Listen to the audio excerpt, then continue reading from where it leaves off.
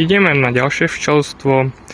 Toto včelstvo už máme v rojovej nálade. Tu už trebalo skôršie pridávať tie nastavky. Minimálne už aspoň 2 naviac by mali mať. Takže tu som spravil tú chybu, že málo nadstavkov mali a preto sa začali rojiť.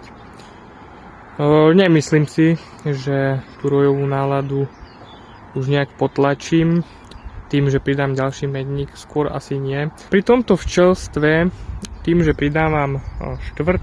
pozíciu medníkovú, ešte si dovolím prevesiť pár rámikov, aby som tie včelky nalákal do toho medníka. Pri ich sile by už to nebolo potrebné, ale chcem vám ukázať aj ďalší spôsob, ako sa to dá robiť. Nejako takto, takisto plné včielok.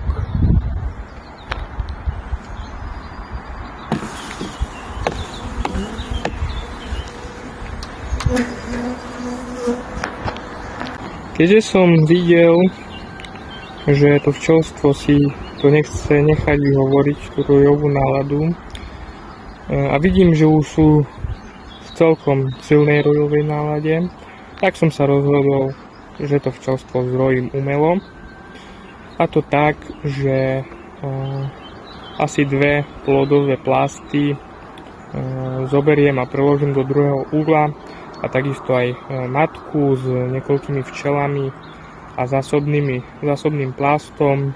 Urobím také maličké včelstvo so starou matkou. No a v tomto uhli počkáme, kým sa narodí nová matka.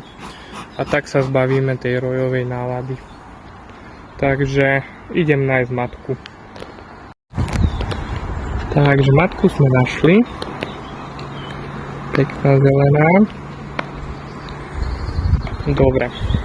Ideme si prevesiť do ďalšieho včelstva tento zásobný plast.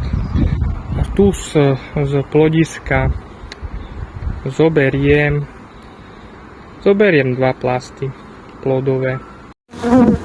Zásobný plast vyzerá takto.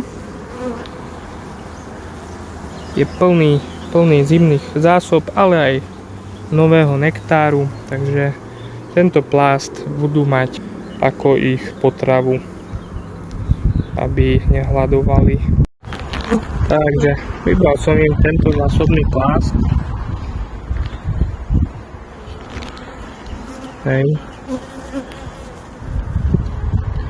Majú tu dosť veľa zariečkovaného plodu, takže hlavne preto som ho vybral.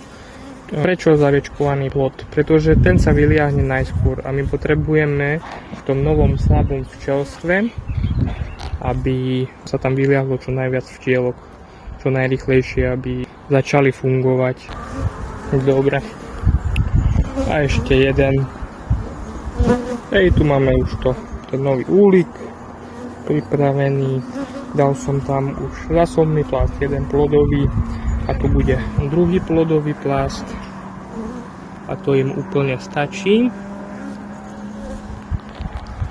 Tak, vedľa plodových plastov im dám takéto veľké metysteny do plodiska.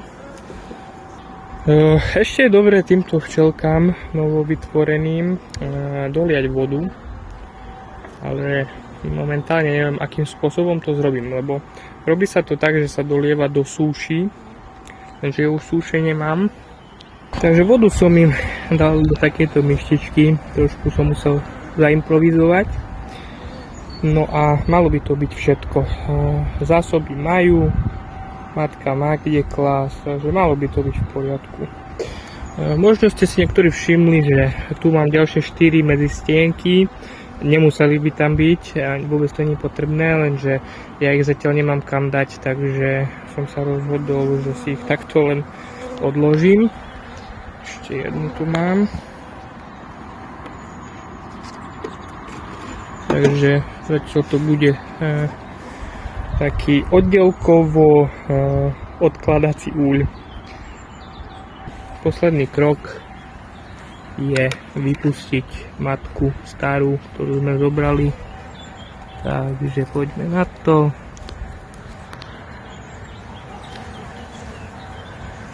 No, nechce sa jej.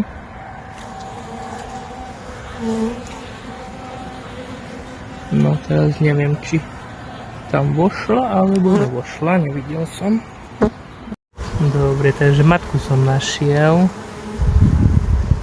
Neviem, či to bude vidno, ale je tam.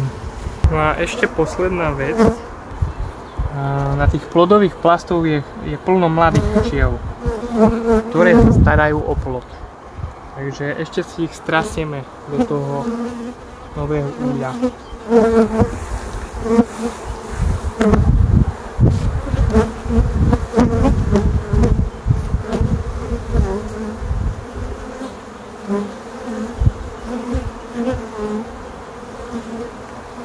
Chceme čo najviac včiel dostať do tej novej rodinky, pretože je slabá, tak aby zosilnila.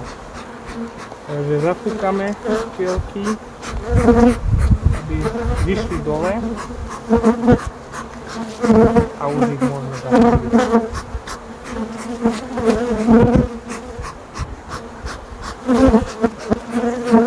Tak. A zatvárame. No a tieto včielky, keďže sú slabé, tak som im nechal len takúto malú dieročku na letáč, aby vedeli, trošku môžem dať väčšiu, aby stadiaľ vedeli priletovať do úľa. Prečo taká malá? Pretože tie včielky sú slabé, oni sa nevedia brániť ešte, nie sú tak zohraté. A často sa stáva, že silné včelstva potom vylúpia také slabé včelstva a ukradnú im zásoby. Včelstvo je zdrojené a rozmnožili sme našu včelnicu už na 6 včelstiev.